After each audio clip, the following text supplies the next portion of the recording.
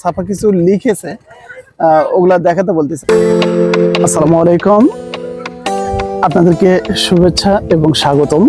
আমরা চলে আসছি রাজশাহী পদ্মার পারে, চরে চলে আসছি। আমরা নদী পার হয়ে চরে চলে আসছি। সূর্যটা একদমই ডুবে যাচ্ছে, শেষ মুহূর্তটা আমরা সূর্যটাকে ধরে রাখলাম।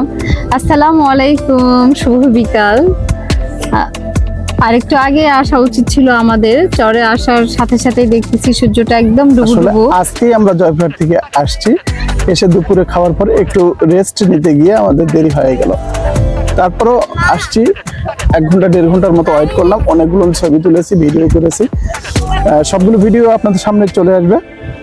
আপাতত সূর্য ডুবে যাচ্ছে, এই সূর্য অস্ত যাওয়ার সিনটা আপনাদেরকে দেখানোর জন্য ধারণ করছি। লাইভ দিতে পারতাম তো আমরা। অনেকদিন আসলে 20 বছর পর হবে আমরা পদ্মার চরে চলে এসেছি। এর মধ্যে আসা হয় নাই। তো সাফা বারবার নৌকাতে বলছিল, মা আমি কখনো পদ্মায় এসেছি, তো ওকে বললাম যে না আসলে মা ওইভাবে তো আমাদের রাজশাহীতে আসা হয় না। ও বেশ 6 বছর পার করে দিল।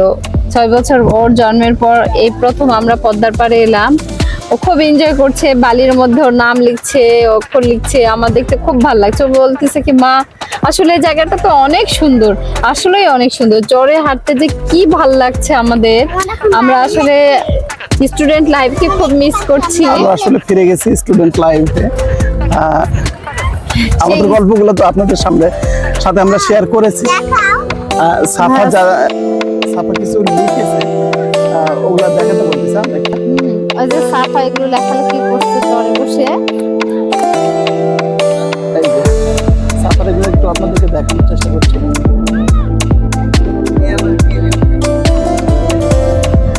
ওকে না, আর একটু না, লিখছে ও তো চরে এসে খুব মজা পাচ্ছে। বিশাল বড় একটা খাতা মনে করতেছে, ইচ্ছা মতো লেখালেখি আঁকাআঁকি করছে।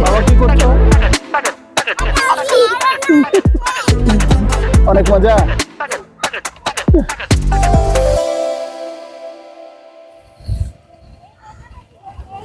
না আমরা